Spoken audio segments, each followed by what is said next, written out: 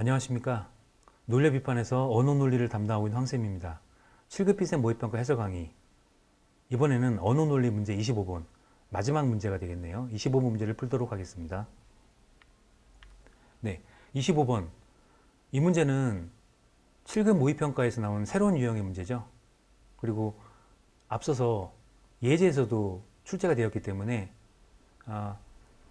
실제 문제에서도 출제할 가능성이 굉장히 높습니다. 그래서 이번 25번 문제는 다소의 난이도 때문에도 그렇지만 좀 유념해서 문제를 바라볼 필요가 있을 것 같아요.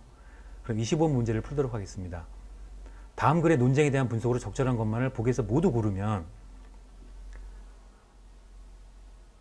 해당 지문은 논쟁에 대해서는 이슈를 얘기하고 있고, 그리고 보호법 규정을 얘기하고 있고, 해당 논쟁 그리고 보기까지 이어지고 있습니다. 그럼 차례대로 살펴보시면서 논쟁에 대한 분석으로 적절한 보기를 고르도록 하시죠.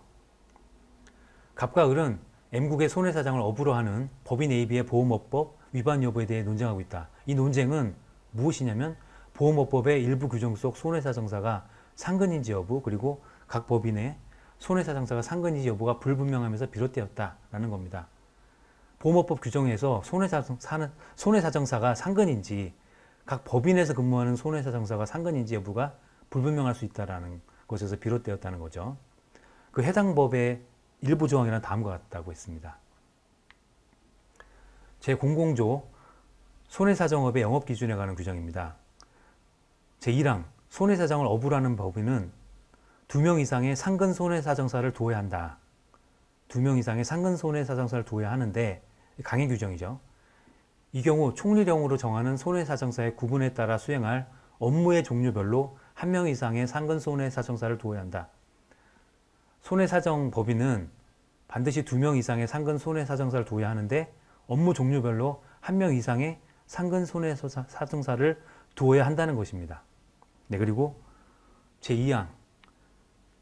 제1항에 따른 법인이 지점 또는 사무소를 설치하려 한다면 지점 또는 사무소별로 총리령으로 정하는 손해사정사의 구분에 따라 수행할 업무의 종류별로 1명 이상의 손해사정사를 두어야 한다.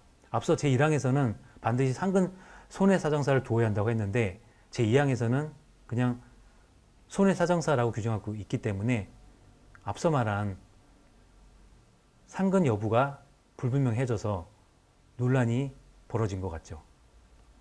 네, 그럼 각 쟁점 1과 쟁점 2로 나눠진 논쟁 내용을 살펴보도록 하시겠습니다. 법인 A는 총리령으로 정하는 손해사정사의 구분에 따른 업무의 종류가 4개고 종류마다 2명의 손해사정사를 두고 있다고 했습니다. 갑은 법인 A가 보험업법 제00조 제1항을 어기고 있다고 주장했어요. 제00조 제1항에서는 법인은 2명 이상의 상근 손해사정사를 두어야 하고 업무 종류별로 1명 이상의 상근 손해사정사를 두어야 한다고 했죠. 이 내용을 위반했다고 주장하지만 을은 그렇지 않았다고 주장하는 겁니다. 쟁점 2에서 법인 B는 지점 및 사무소 각각까지 운영하고 있어요. 총리령으로 정하는 손해사정사의 구분에 따른 업무의 종류가 2개씩이고 종류마다 1명의 손해사정사를 두고 있다고 했습니다. 다시 갑은 법인 B가 보험업법 제00조 제2항을 어기고 있다고 주장했어요. 하지만 을은 그렇지 않다고 주장합니다. 네. 그럼 이와 같이 살펴본 내용을 바탕으로 보기 니은과 디귿이 해당 글의 논쟁에 대한 분석으로 적절한 것인지 살펴보도록 하시죠. 먼저 쟁점 1과 관련된 문제인 그 보기는 기억과 디귿이 되겠습니다. 예, 보기 기억부터 살펴보시면 쟁점 1과 관련해서 법인 A에는 비상근 손해사정사가 2명 근무하고 있지만 이들이 수행하는 업무의 종류가 다르다라고 전제를 했습니다. 앞서 법인 A가 업무의 종류가 4개고 종류마다 2명의 손해사정사를 두었다고 했기 때문에 법인 A의 손해사정사 인원은 총 8명을 알 수가 있죠. 그런데 보기 기억에서는 비상근 손해사정사가 2명 근무하고 있고 이들의 업무는 서로 다르다고 했어요. 그렇다면 법인 A의 손해사정사는 비상근 2명을 제외하면 상근 손해사정사가 6명이라는 것을 우리가 파악을 할 수가 있습니다.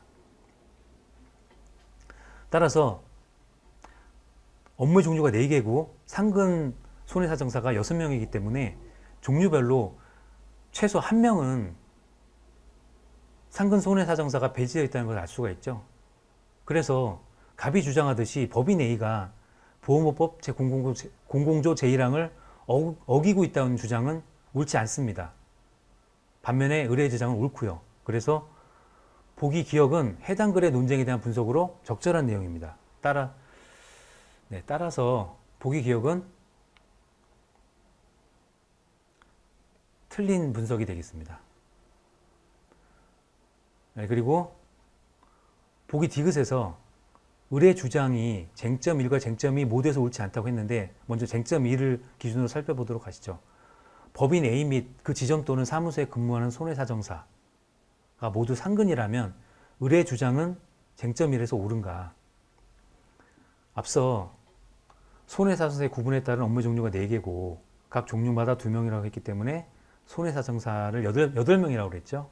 그런데 디귿에서는 법인 A에 근무하는 손해사정사가 모두 상근이라고 했어요. 보기 기억에서는 비상근 손해사정사가 2명이라고 했지만 여기서는 비상근 손해사정사가 없고 모두 상근 손해사정사인 거예요. 그래서 업무 종류별로 모두 상근 손해사정사가 배치될 것이기 때문에 제0공조 제1항을 위반할 여지가 없습니다. 그래서 의뢰 주장은 쟁점이 돼서 옳습니다. 그래서 먼저 쟁점 1만을 떼어서 우리가 살펴보았고요.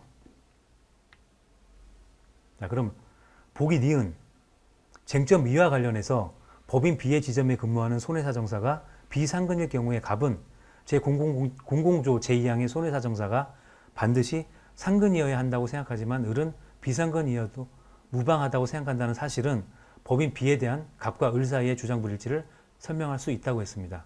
바로 이 내용은 우리가 보험업법 제0공조 제1항과 제2항을 비교해놓고 봤을 때 논란의 여지가 되었던 것을 살펴보았죠. 보았던 내용이죠. 앞서 제1항에서는 상근 손해사정사라고 명백히 규정을 했지만 제2항에서는 그냥 손해사정사라고 규정을 했기 때문에 여기서 논란이 발생을 했죠. 그래서 보기 니은은 논란을 그대로 설명해 주기 때문에 옳은 내용입니다. 그래서 해당 글의 논쟁에 대한 분석으로 적절한 것이에요. 그래서 보기 니은이 옳은 보기입니다. 다음 디귿에서 우리가 쟁점 1만 떼어놓고 설명을 했었죠. 파악을 했었죠. 그렇다면 쟁점 2에서 법인 B 및 그 지점 또는 사무소에 근무하는 손해사정사가 모두 상근이라면 의뢰 주장은 옳은 것인지 보도록 하시죠. 쟁점 2에서 법인 B의 업무의 종류가 2개고 각 종류마다 1명의 손해사정사가 있는데 이 손해사정사가 모두 상근이라면 업무의 종류별로 1명 이상의 손해사정사를 두어야 된다고 했을 때 그 사람이 상근이든 비상근이든 상관이 없죠. 그래서 을처럼 비상근이라고 설정을 한다면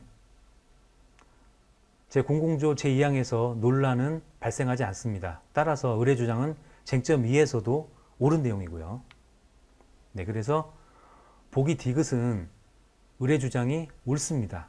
그래서 해당 글의 논쟁에 대한 분석으로 적절하지 않은 내용이었고요. 그래서 보기 디귿은 틀린 보기입니다. 이처럼 우리가 살펴보았듯이 보기 니은만이 적절한 분석이기 때문에 모의평가 25번 문제의 정답은 2번이 되겠습니다.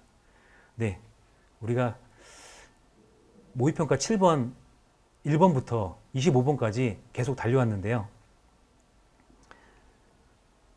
다음에는 좀 더 가치 있고 여러분들에게 유용한 콘텐츠를 제공하면서 만나 뵙도록 하겠습니다. 감사합니다.